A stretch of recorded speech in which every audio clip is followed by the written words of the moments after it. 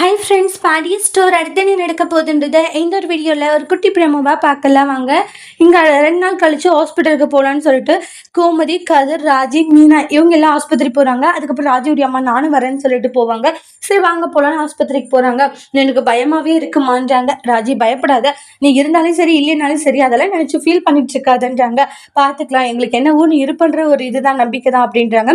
அப்புறம் டாக்டர் கிட்ட போயிட்டு என்ன ஏதுன்னு சொல்லி விசாரிக்கும் போது எத்தனை நாள் தள்ளி போச்சுனால கேட்குறாங்க. சரி நீங்களாம் வெளியே வெயிட் பண்ணுன்னு சொல்லி வெளியே வெயிட் பண்ணி ராஜிக்கு செக் பண்ணுறாங்க. செக் பண்ணி எல்லாம் முடிச்ச பிறகு வெளியே உட்காந்துட்டு இருக்கிறவங்களால உள்ள வர சொல்லுவாங்க.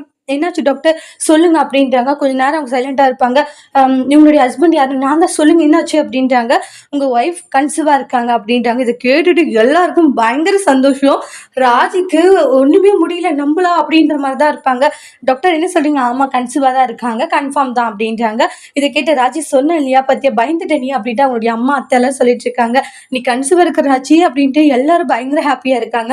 கதிர்க்குமே சந்தோஷம். கதிர் அப்படியே ஹாஸ்பிட்டல்ல ராஜியை கட்டி பிடிச்சிக்கிறாங்க. இதே கதிர ஹாஸ்பிட்டல்ரா இது அப்படின்வாங்க.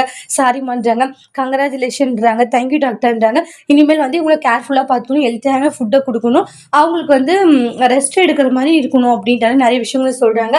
சரிங்க டாக்டர் பார்த்துக்கிறோன்றாங்க. ஹாஸ்பிட்டலில் செக்அப் எல்லாம் முடிச்சுட்டு வெளியே வந்துட்டு பயங்கர ஹாப்பியாக இருக்காங்க. ராஜி நீ அம்மாவாக போகிற, ஆனால் நீ வந்து ஒரு குழந்தையா இருந்த, ஆனால் இப்போ நீயே ஒரு அம்மாவையே ஒரு குழந்தைய பெற்றெடுக்க போகிற அப்படின்ட்டுலாம் அவங்களுடைய அம்மா ஒரு மாதிரி எமோஷ்னலாக பேசுகிறாங்க. என்ன பேசிட்டு இருக்கீங்க அண்ணி, இப்போ போய் எமோஷனல் ஆகலாமா, சந்தோஷமான நேரம் இதுன்றாங்க. வீட்டில் எல்லாருக்கும் சொன்னால் இன்னும் ரொம்ப ஹாப்பி ஆயிடுவாங்கன்னு சொல்லிட்டு எல்லாரும் சந்தோஷத்தோடு வீட்டுக்கு போகிறாங்க. வீட்டில் போயிட்டு டாக்டர் என்ன சொன்னாங்கன்னு கேட்கும்போது ராஜி கன்சீவாக இருக்கிறது கன்ஃபார்ம் ஆயிடுச்சு அப்படின்னு எல்லாருக்கும் பயங்கர சந்தோஷம். அதோட இந்த பிரமும் முடிச்சிருக்காங்க. இனி வரக்கூடிய எபிசோடில் என்ன மாதிரி ஒரு டோஸ்ட் வரப்போகுதுன்னு வெயிட் பண்ணி பார்க்கலாம். தேங்க்யூ.